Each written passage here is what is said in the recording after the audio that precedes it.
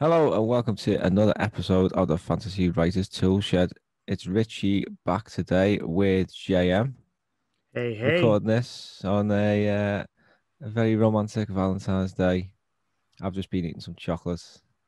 JM, what romantic plans have you got in store for today? Plans? No, nothing much. Probably would do something. I normally would do go to a restaurant or something, but everything's off limits at the moment, so probably Are cook you something at home. you're gonna do a nice little meal then? Yeah, that's probably the best option at this point. Yeah, that's what I'm gonna do because there's literally nothing else to do. But we're not letting it stop us though, are we, JM? This lockdown because we we we've got the ability to take it online, and I think that's what we're going to do, isn't it? Next week. Yeah, so next week my book is coming out, Call of the Guardian. So the pre-order is already locked in. It releases on 16 February. That's American time, I think Eastern time, and to kind of celebrate the event, I'm going to be hosting a Facebook live stream on 20 February. So that's Saturday at 12 o'clock Greenwich Mean Time, uh, 9 p.m. Korea time, and 7 a.m. Eastern time. So I tried to schedule it to get accommodate most people in my audience because I live in Korea. I got folks in the UK who read me and folks in the United States who read me.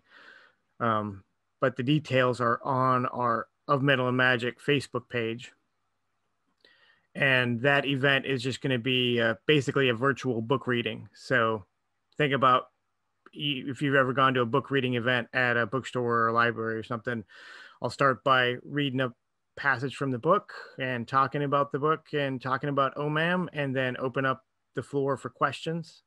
And thinking that maybe if I get some really good questions, I might hand out a free copy of the book to somebody. So there's an Nice incentive for one. you to join. I'll be there. Yeah, I don't think you're getting a free book. It's not fair. So in our last episode, we looked at weapons and armor, and in this episode, we're going to look at how to use them, and particularly we're going to look at fight scenes. We're going to look at battles, bigger scale fight scenes, and we're going to look at the psychological impacts of them sort of incidents in your stories. So let's just dive right in. The last full episode we did, we called it the Combat Deep Dive Part 1, and we talked about weapons and armor and forging and things like that. And we're just going to follow on that topic and describe actually writing the fight scenes, writing the big battles, and how it all comes together. And I think Richie and I bring some different our different backgrounds to the table in this topic. He's done a lot more big battles than me.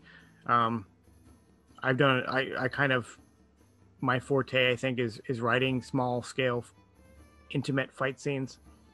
But last time we talked about weapons and armor, and as we move into the topic of writing fight scenes, it's important to remember how those weapons and armor, how they're used, right? So we talked last time about bows and things like crossbows, and that you can't rapidly fire a regular crossbow. It takes a lot of time. And I find that a lot of new writers, when they're writing fight scenes, have a more kind of Hollywood or video gamey experience that they're relying on when they're writing fight scenes. So it just goes back to doing your research and understanding how are daggers used. They're stabbing weapons, they're not slashing weapons. How are rapiers used, and bows and things like that, and what does different suits of armor, how do those function in combat? Leather armor is more about deflecting a blow than it is about absorbing a blow. If somebody with a big sword stabs at you and you're wearing leather armor, that sword might probably go through your armor. But if he comes at it with a glancing blow, it's going to deflect. So those are some important kind of key points to think about as you're plotting out your fight. So you've got a fight between a couple characters and you're thinking about how it's going to go. Think about what weapons they're using, what armor they're wearing, and how that fight between, and whether or not they're trained in those weapons or armor probably has an important point. If they're trained, then they're going to use them correctly. If they're not trained, then they might make mistakes. And understanding how those mechanics work as you plot out the design of your fight, and then you get into the actual writing of it and the prose. And I think Richie has some basic rules that he follows when writing a fight scene. Yeah, and these rules all came from Brandon Sanderson. So he's fair to say he's got a fair bit of experience writing fight scenes. So I think these could be applied to any scale of fight scene. So from one-on-one combat to mass armies bludgeoning each other to death. So the first one is that blow by blow is generally boring. So what this means, is that if you're describing the fight, every single movement, every single action, he swung left, he swung right, he deflected, he parried, he shuffled to the right. After a while, it just gets really boring to read. So to combat that, you sort of, you want to just go for sort of the highlights, and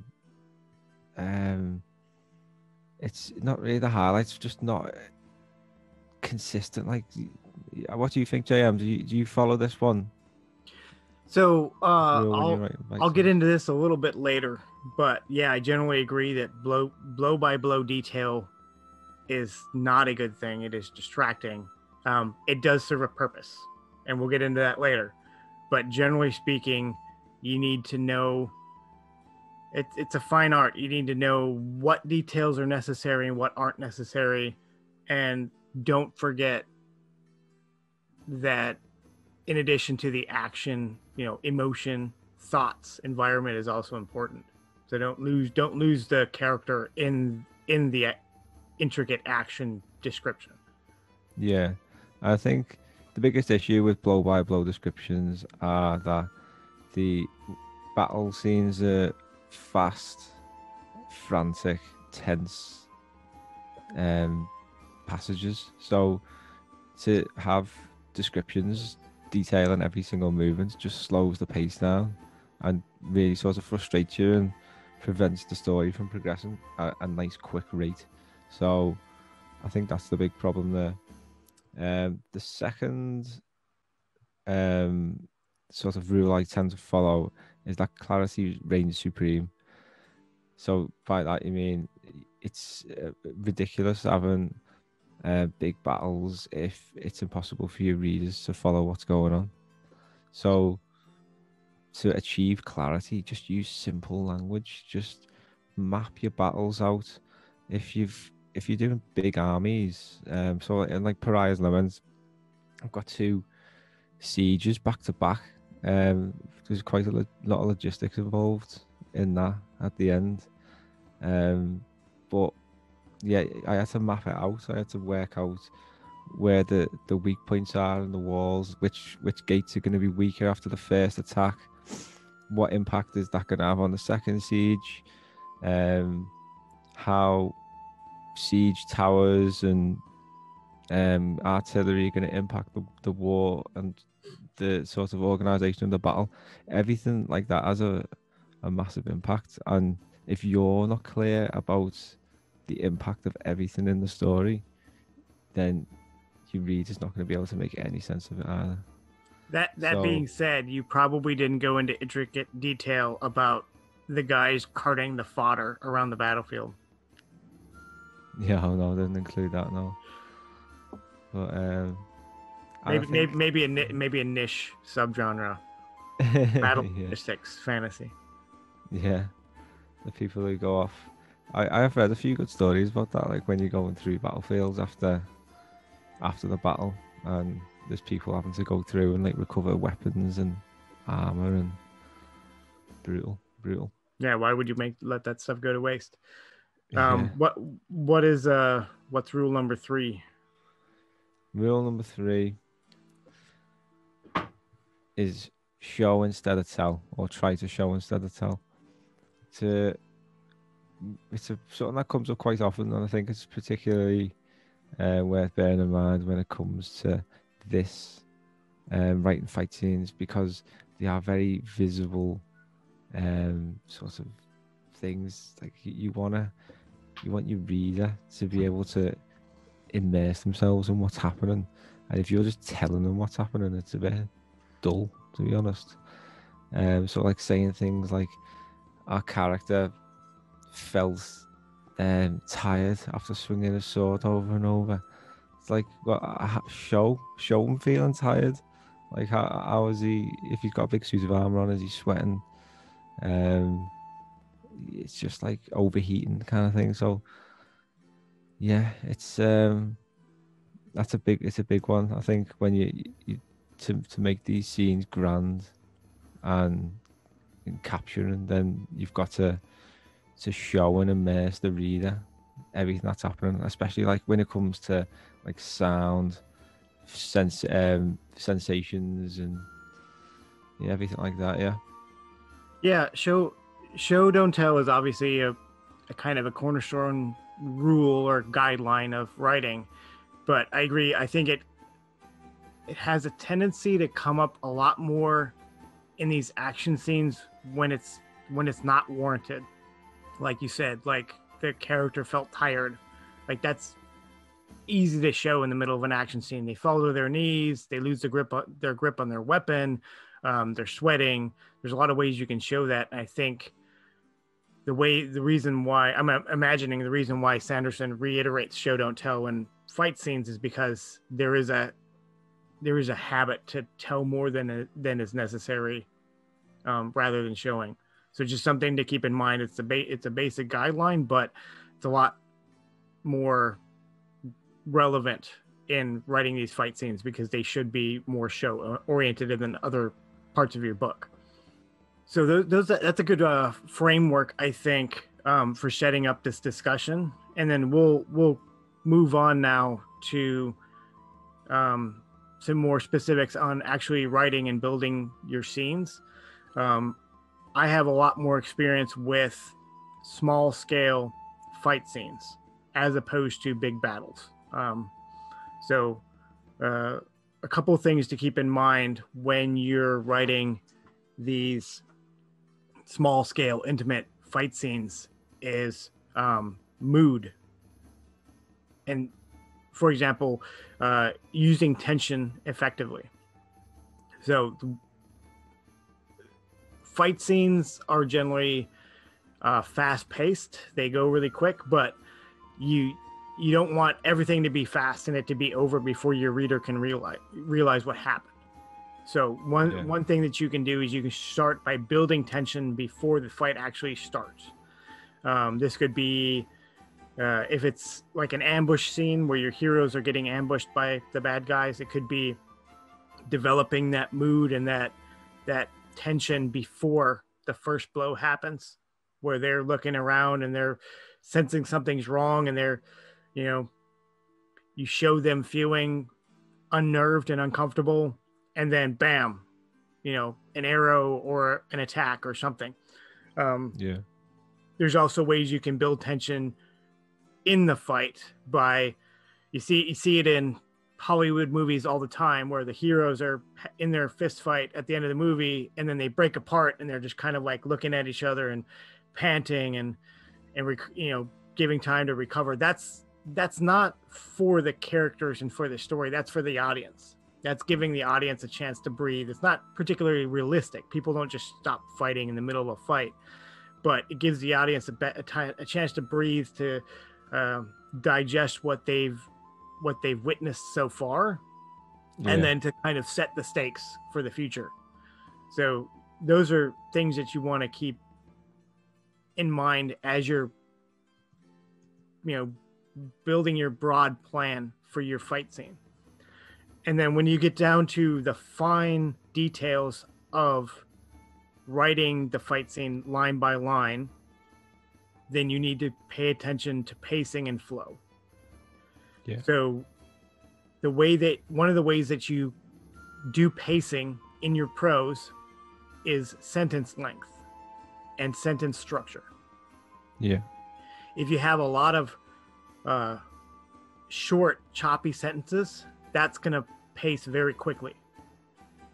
And if you have a lot of complex run-on sentences with commas and conjunctions, that's going to slow the reader down. The more complex the sentence, the longer it takes the reader to read, the slower the pacing of the story. Yeah. So that's something to keep in mind. And this is something where I find actually Hollywood kind of helps me. Thinking through like a Hollywood action scene in a fantasy movie, and visualizing it kind of helps me understand the pacing of the scene, and then you write accordingly. And this goes back to what Sanderson was saying with the play-by-play, and avoid the play-by-play.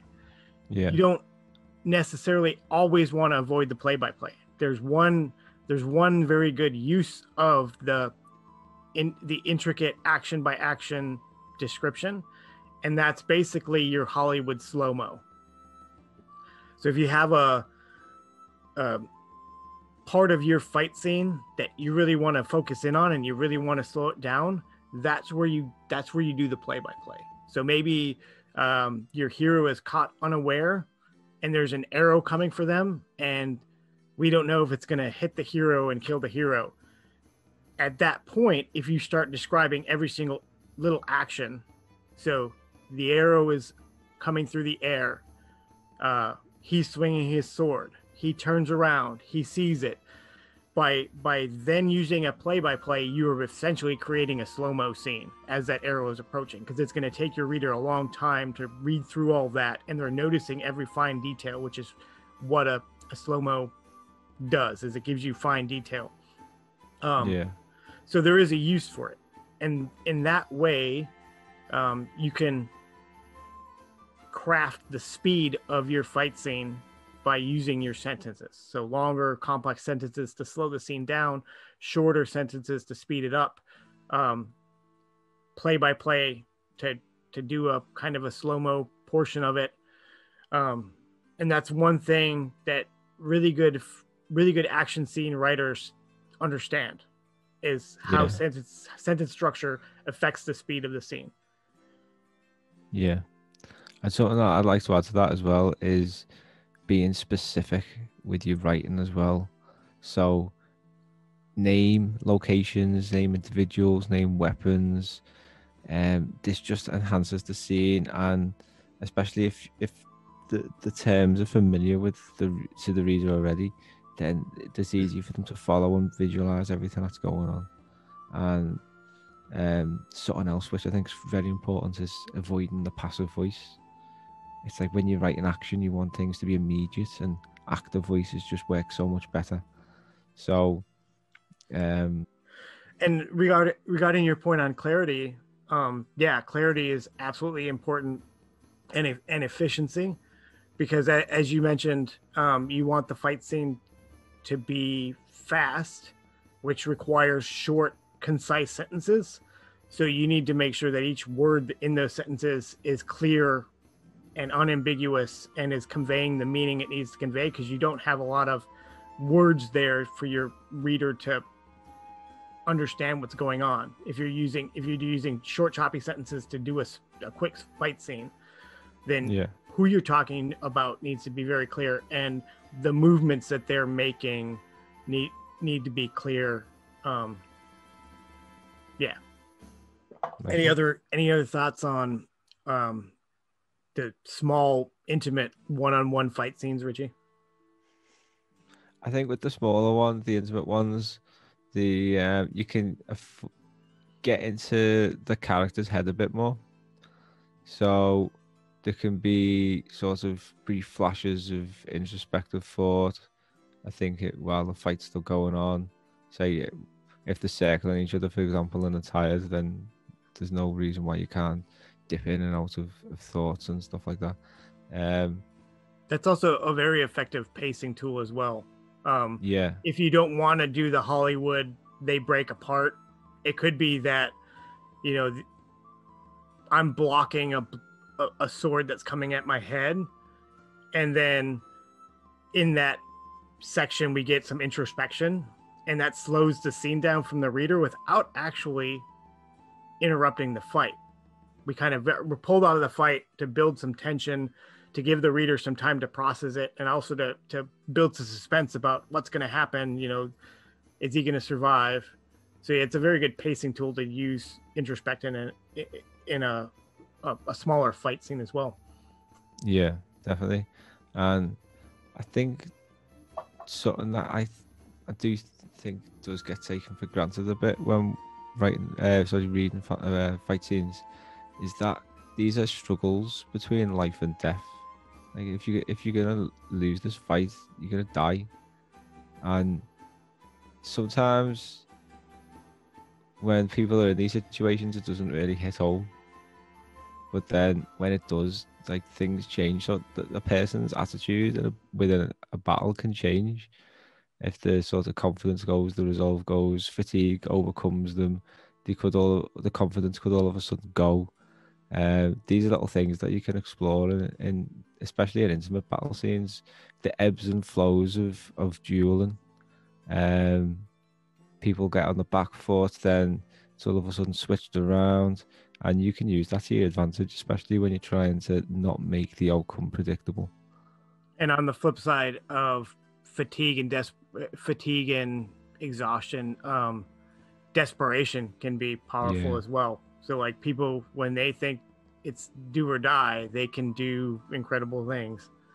Yeah, and also incredibly horrible things when it comes to fighting, struggling for your life. Well. I always remember the duel Game of Thrones between the Mountain and Prince of Dawn. That was a horrific way to end the fight, wasn't it? Have you seen that? Yeah. Yeah. I mean, that's a move. Spoilers. Well, no spoilers now, but that is what happens. That kind of level of brutality when you're struggling for your life. I mean, you literally do anything to survive. If you're bent on killing the guy, I mean, eyes are just eyes. Like it's a means to the end. Yeah. If it was like a WWE wrestling match, then we can be like, come on, get in there, ref. But a duel to the death is like, there's no rules. Yeah. Exactly. So moving on. So, like I said, I got more experience with these small scale fight scenes. I don't have as much with the larger battles. So moving on, what do you think about the best way techniques for writing larger battles, sieges, and things like that?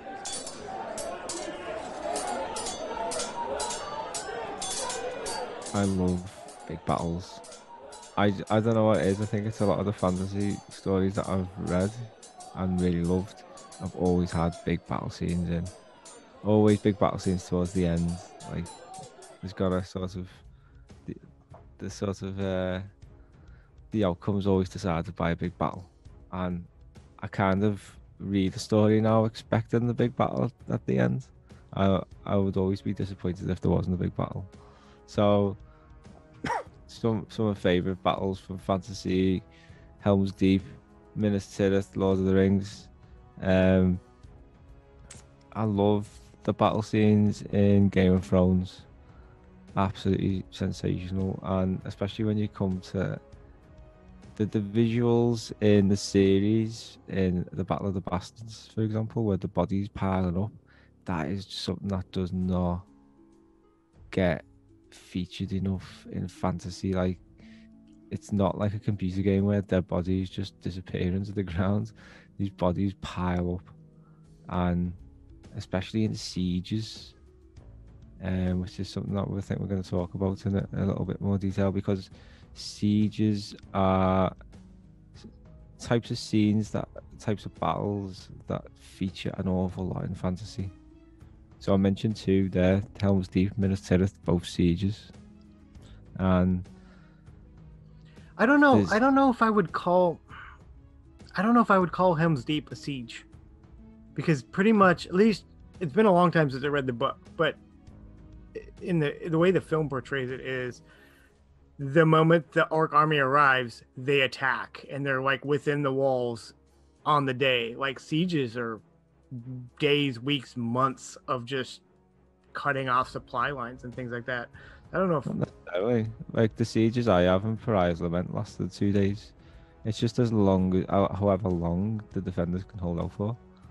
And if as an attacker you want a quick siege, but it doesn't always go like that way. And then that's when you start using tactics like starving them and whatnot.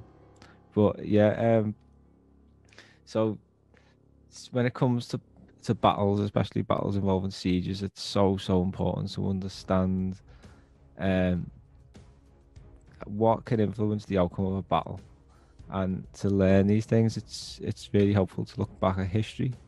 So I do love history, love studying medieval history, world wars, fascinating, all of them, like how brutally horrible humanity can be. But it's amazing how ingenious people become when it comes to working out how to kill other people. So battle tactics are a big one. I recently found myself reading a lot of historical fiction to do with the Greek-Persian Wars, and the ancient Greeks had a battle formation called a phalanx. Are you familiar with that? Yep. Yeah, so it would basically be like deep rows of spearmen, really long spears, shields, and it would just be like a massive hedgehog, but like you couldn't really get near it because of the length of the spears. Everyone was close knit, so there was like a strong shield wall. Then you'd have people at your back as well, helping you out and swapping in and out if needs be. And this was a really effective battle formation, particularly against cavalry as well. Like spears against cavalry is something that can be really effective counteracting, like. So yeah, it's really important to understand how these different things can impact and like, what the weaknesses are, what the strengths are. How can an army defeat say an army of archers, for example, or an army of horsemen? And how terrain, the likes of terrain, can impact things. So yeah, what are your thoughts, Joe? I've been learning a lot about the history of the Mongols and the steppe barbarian, so quote unquote barbarians, the steppe tribes over the ages. And one thing that really stuck with me was, so the steppe horsemen had compound recurve bows, which allowed them to shoot arrows from horseback, and this basically made them, for centuries, the most powerful unit on the battlefield. Like there was very little that anyone could do because these guys would ride up, shoot an arrow, and right away, and you couldn't catch them, and you'd just be slaughtered. One of the lectures that I was listening to talked about how the Chinese came up with a war strategy to confront these, and basically they had a main force in the front that kind of drew the horsemen forward to attack, and then they'd attack from the flanks with more maneuverable light infantry and basically surround the horsemen so they couldn't run away. And they take a lot of casualties, but they'd eventually pen in the horse archers and kind of pick them off one by one. So it's very interesting that there's this kind of arms race of strategy that goes on in history of you've got new innovative attack strategies, and then counter to that you'll get new defensive strategies to counter those attacks. So yeah, being well versed in history is very useful for understanding strategy. I even employed that tactic against against cavalry in my current work in progress, the Fierce, which is based a lot on steppe tribe history and culture. Yeah, I think like battle tactics as well, strategies. The Romans, you can't go wrong with the Romans because they were well ahead of the time, especially when it comes to battle tactics. Uh, the structure of the formations that they used as well. It was like sort of staggered units, so there'd be spaces in between each one rather than like a solid line, and this would allow sort of units further back to sort of move forward and like sort of plunge into the line and break the line as well. So they had all different sorts of types of ranks as well. So definitely worth looking into Roman battle tactics if you're looking for sort of innovative and unusual ways of defeating armies. So my thoughts on the actual like prose writing of big battles, and kind of here's my perspective and my way of getting at it, but this is also based on the fact that I am you know I have more experience writing small scale fight scenes, more intimate fight scenes. But I think when you're writing a big scale battle, you need to limit the number of characters that you're focusing on. So for example, Call of the Guardian ends with a battle scene. There's a lot of people on the battlefield, but only about 3 of the characters are named characters and focal points. And then there's just a lot of men and women running around the battlefield fighting. And I think that kind of carries with how you see a fantasy battle on screen.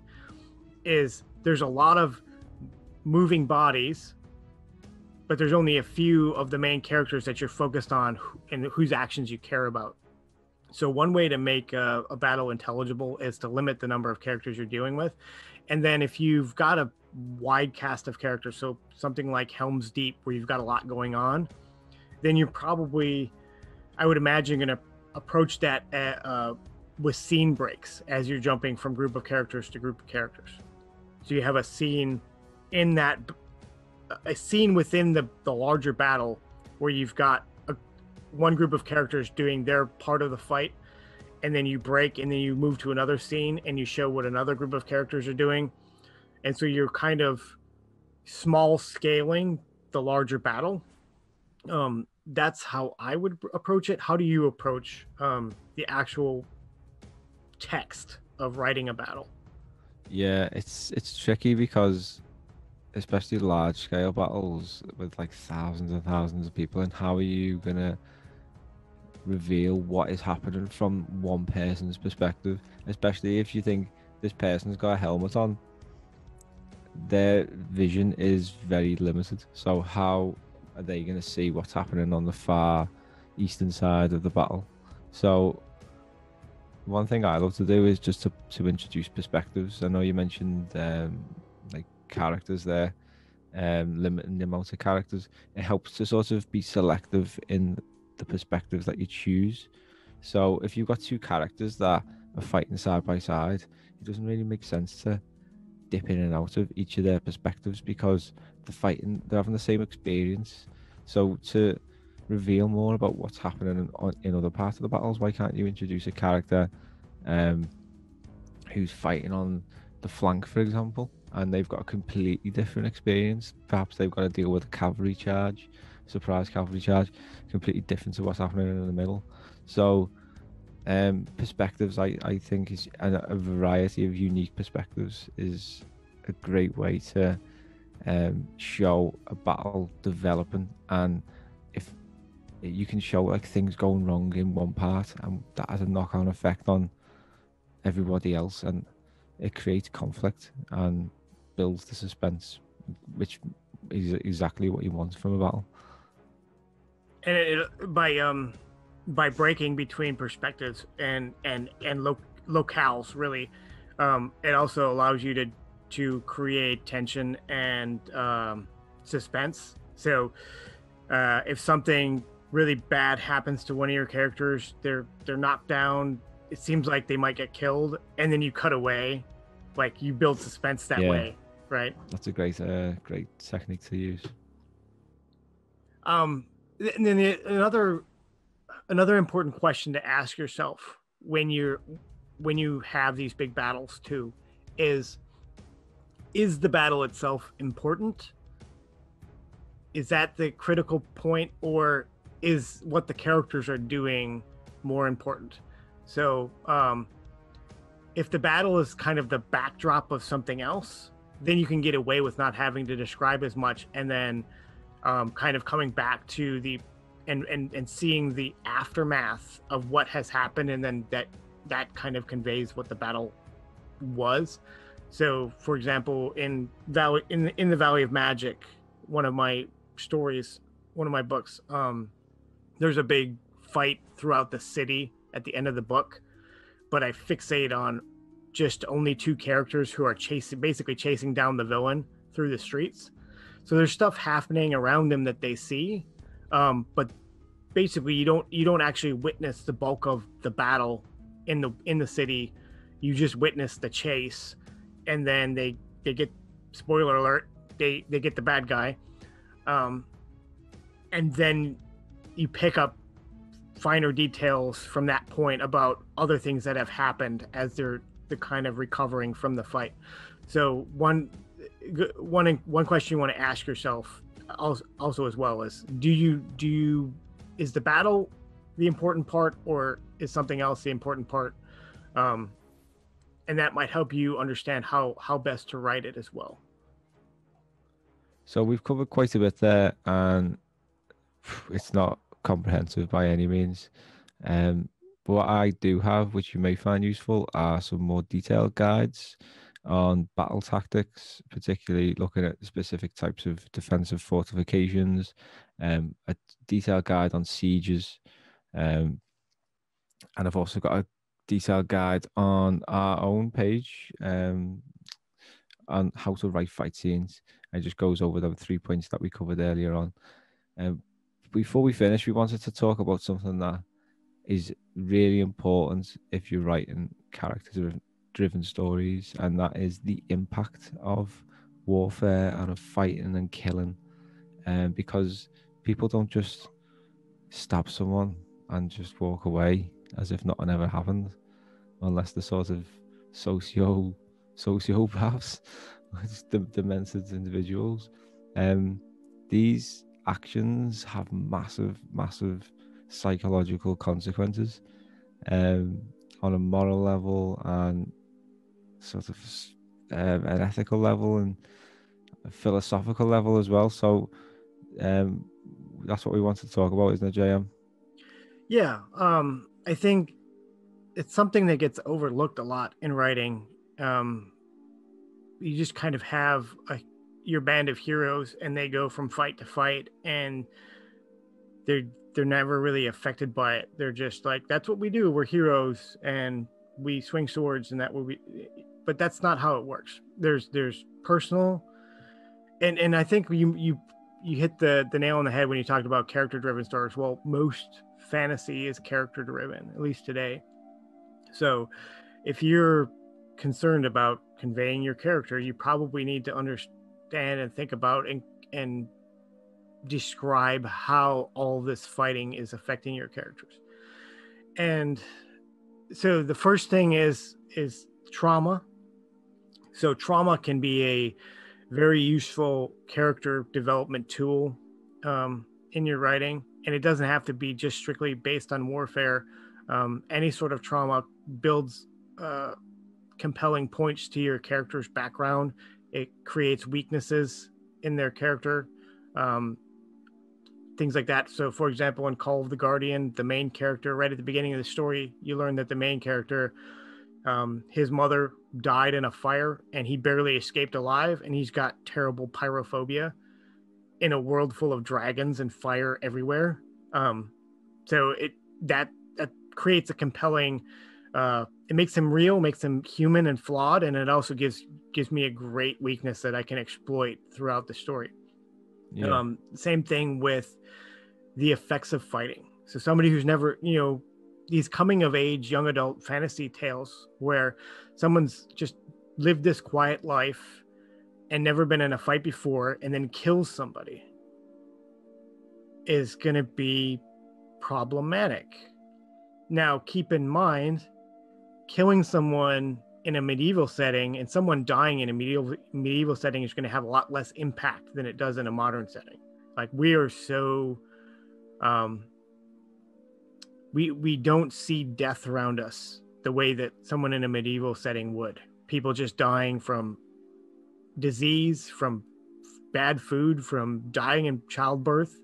In a medieval setting, death happens a lot, but there's still the morality of killing someone yourself.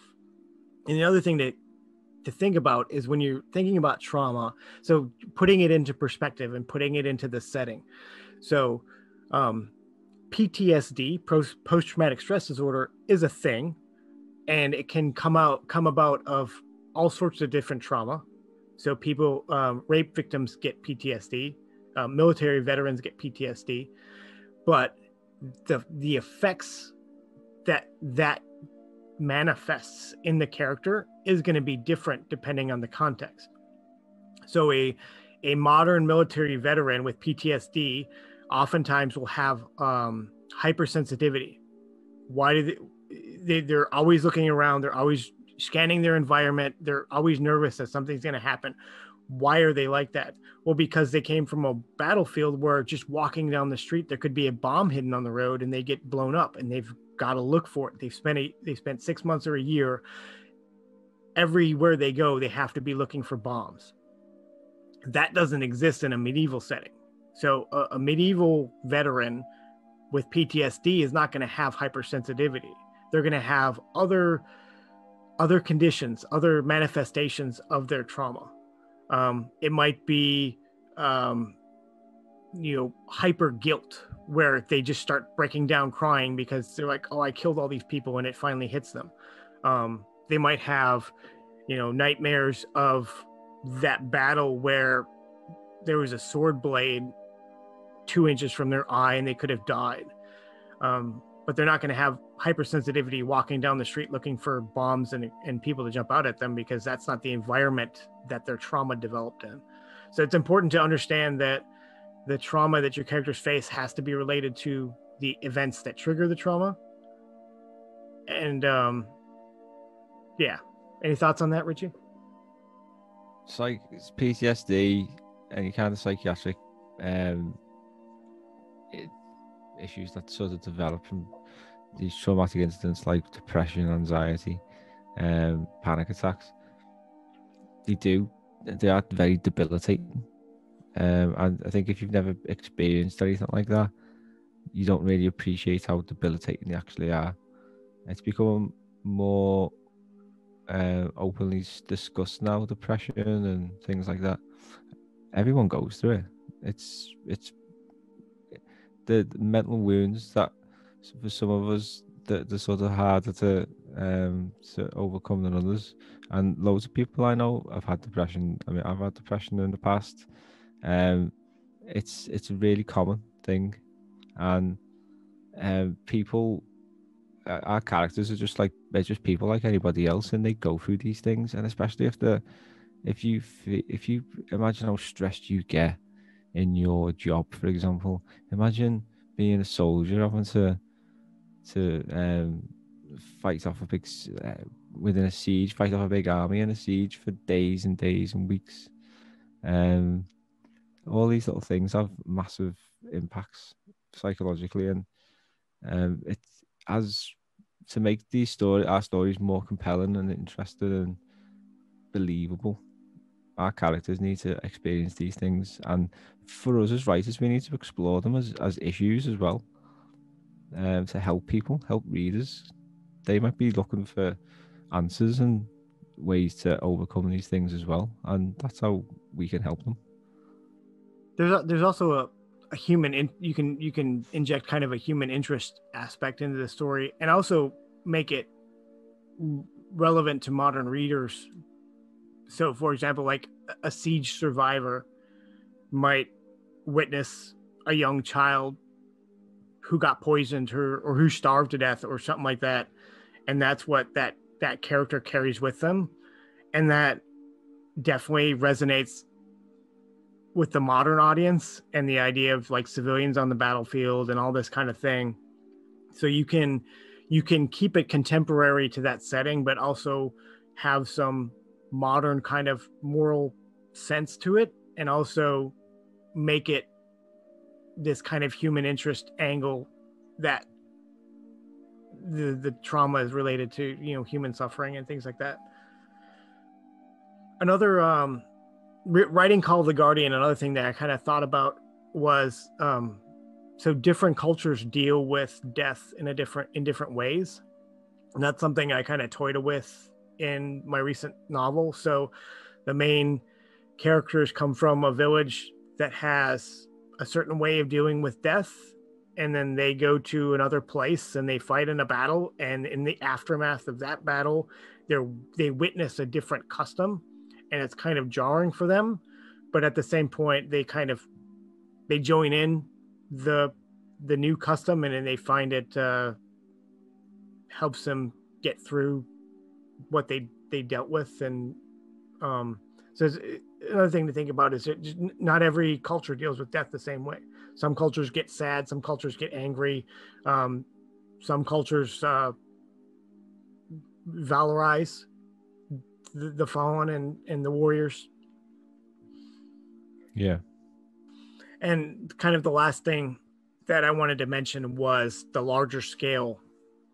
So we've talked kind of about the impacts on the individual character, but also warfare and combat and sieges have lasting economic and social impacts. So if you're building some sort of a long scale epic story, then you've got to keep in mind that all these little battles that you're fighting are going to have lasting impacts. And it's also, if you are not writing a long epic series, this is a way to build in backstory into whatever your little novel is.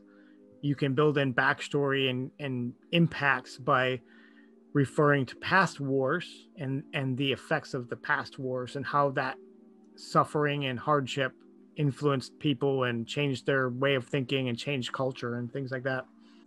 Yeah, it's a really good point. Wars are expensive. Armies are expensive. Imagine all the food to keep an army of 10,000 people fully fed and fit. It's a massive expense, and that's why there was throughout time kings and queens have come under terrible scrutiny from the people because of the massive increase in taxes, which were always used to pay for wars. Well, and a lot of times they weren't paid by taxes. They were, the army shows up at your farm and takes all your pigs and doesn't even give you a receipt, and too bad. Yeah, you can't really do anything about it, can you? And then so there's money impacts, and there's also like conscription was a real thing in the past.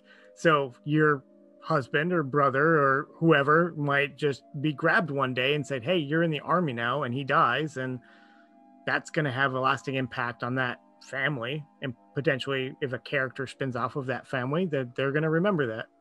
Yeah. Any parting thoughts on the topic, Richie? I would think with battle scenes, do research, keep them simple. Above all, make sure the reader can follow what's happening. That's a big concern. I was only recently chatting to a book reviewer, who was saying how what difficulty she has in following battle scenes. So that's, for book reviewers, I regard as a professional reader, someone who just devotes all the time to reading. They read more books than anybody else I would know. So if they're seeing these problems come up quite often, then it's something that we need as writers to pay attention to. So I think that pretty much covers everything that we were going to talk about today. Like I mentioned earlier, there are more links for you to explore if you wanted to learn a bit more about these subjects. And also just read as much history, watch YouTube videos, anything you can at all. Just learn as much as you can, and it just empower your writing. A few little reminders. Don't forget, JM's book, Call of the Guardian, is out on the 16th of Feb. And on the 20th of Feb, we've got the big launch, and that's going to be happening. We'll put the times in the description as well. So come down, join us. It'd be great to have a chat about the book. You never know, you might even get a free copy. So yeah, so we're doing it on Facebook Live, so you'll be able to post your questions in the comments thread real time, and I will pick one or two of the best questions, and those people will get a free copy of the book. So behoove you to join us for, it's just going to be an hour. Just join me for an hour for a book reading, a Q&A, and get a chance to get a book. It's going to be fun. So thanks very much for listening today, everybody. It's been really enjoyable looking at fantasy weapons, armor, and how to use them in battles. Probably one of the most exciting parts of writing fantasy, to be totally honest. So we sincerely hope you found it useful. If you have, please subscribe, please follow us, please share our episodes with your friends. Leave us a question or a comment on Facebook or whatever platform, and we'll respond to your questions if it's something we know about. Yeah, most definitely. And something we'd also be very grateful is if you just left a review on iTunes or any other platforms about what you think about the show, and that helps us massively, and that gives us that's your way of giving back to us and supporting us. So that's really helpful. So yeah, we'll be back in a few weeks' time with another episode. But yeah, until then, thanks very much for listening. See you next time.